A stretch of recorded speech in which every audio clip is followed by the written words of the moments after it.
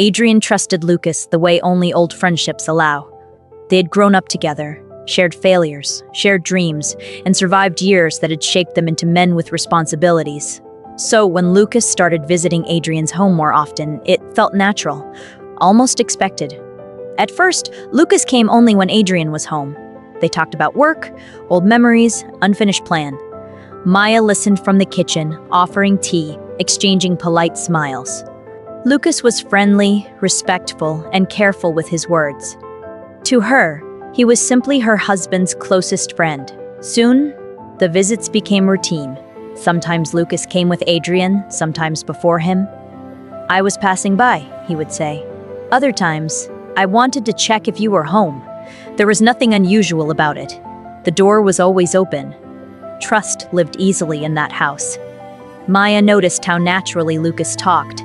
He asked about her day, her routines, her thoughts. Not deeply, just enough to sound considerate. Adrian rarely noticed. He assumed conversation was happening the way it always did, harmless, ordinary. Gradually, the visits changed. Lucas began arriving alone. At first, it was occasional. Adrian was delayed at work. Lucas would sit and wait. They talked about small things, weather, traffic, household matters. Maya felt no discomfort. It would have been strange to feel otherwise. After all, he was family in every way that mattered. But over time, Lucas stopped waiting. He came even when Adrian wasn't expected home soon. Even when Maya was busy, even when others were in the house, his presence became constant, familiar, almost expected. He didn't act like a guest anymore. He acted like someone who belonged. Maya began noticing details she hadn't before. How Lucas remembered things she mentioned once. How he listened without distraction. How his attention felt different from Adrian's, less rushed, more patient. She told herself it meant nothing. Adrian, busy with work and responsibilities, didn't notice the shift. He trusted both of them completely. Trust made him blind to subtle changes, the way conversations lasted longer, the way Maya grew quieter when Lucas left, the way the house felt different after his visits. Nothing inappropriate had happened, yet. But familiarity is a powerful thing. When someone walks into your life often enough, they stop feeling like an outsider. And when boundaries are never clearly drawn, they don't need to be crossed suddenly. They simply fade. Neither Maya nor Lucas acknowledged the change. Neither questioned it. And Adrian, unaware and secure in his trust, continued opening the door, never realizing that trust itself had started letting something dangerous inside. Lucas's visits no longer needed explanations. He came in the afternoons, sometimes in the evenings, sometimes unexpectedly. If Adrian was home, they talked like old friends. If he wasn't, Lucas still stayed. It felt normal, at least on the surface. Maya never questioned it at first. She had grown used to his presence, the sound of the door opening, his familiar greeting. He spoke comfortably, as if the house belonged to him as much as it did to them. He asked about groceries, about small repairs, about things Adrian never noticed. "You manage everything so well," Lucas once said casually. It wasn't praise meant to impress. It was observation, and that made it feel genuine. Maya began to talk more. Not about deep emotions, at least not yet. She spoke about her daily routine, about how quiet the house felt during long afternoons, about waiting. Lucas listened without rushing her. He never checked the time. He never cut her off. That was new. Adrian loved Maya, but his love had become practical. Conversations were short, functional. Lucas's attention felt different, unhurried, focused. Maya didn't seek it, but she didn't push it away either. Soon Lucas started coming even when others were home.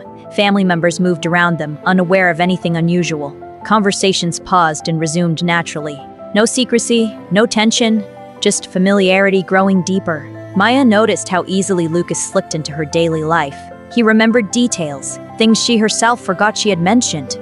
He noticed when she was tired, when she seemed distracted. He asked, "Are you okay?" and waited for the answer. She began to look forward to those questions. Still, she told herself it was harmless. He was her husband's friend. Trust made everything safe. Or so she believed. What Maya didn't realize was that comfort, once repeated, creates expectation. and expectation slowly turns into dependence, quietly, without announcement. The house felt different when Lucas came alone. Quieter, slower, conversations stretched without interruption.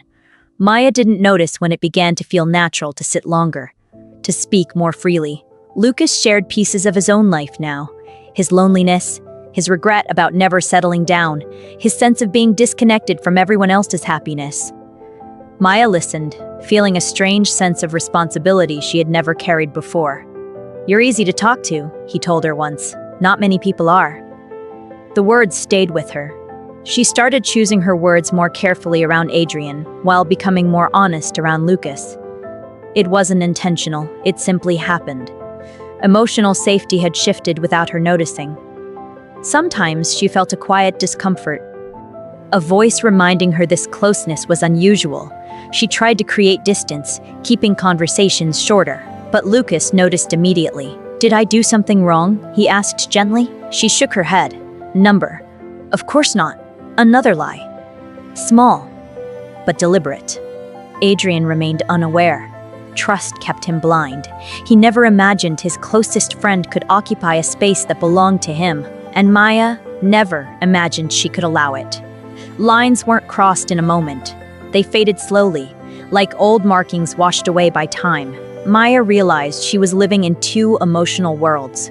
With Adrian, life was stable but distant.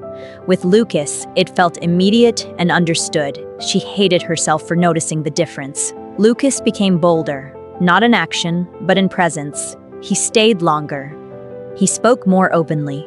He looked at her as if she mattered deeply. And Maya, despite knowing better, allowed it. She began hiding things, not meetings, but meanings. Messages felt too personal. Conversations felt too important to explain. Guilt became constant, yet stopping felt impossible. Lucas sensed the power he held now. He didn't force anything. He didn't need to. Emotional closeness had already done the work.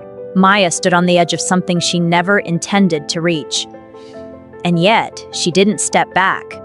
The truth revealed itself quietly. Adrian came home early one day and found Lucas sitting too comfortably, speaking too softly, as if the house belonged to him. Nothing inappropriate was visible, but something felt wrong. Later that night, Adrian asked only one question. "Is there something you're not telling me?" Maya couldn't answer. Silence confirmed what words couldn't. Lucas disappeared from their lives soon after. No explanation, no apology, just absence. Adrian left with dignity, not anger. Maya was left alone, with regret, with memory, with the weight of choices she never planned to make. Trust had walked into her home every day, and one day it walked out, forever.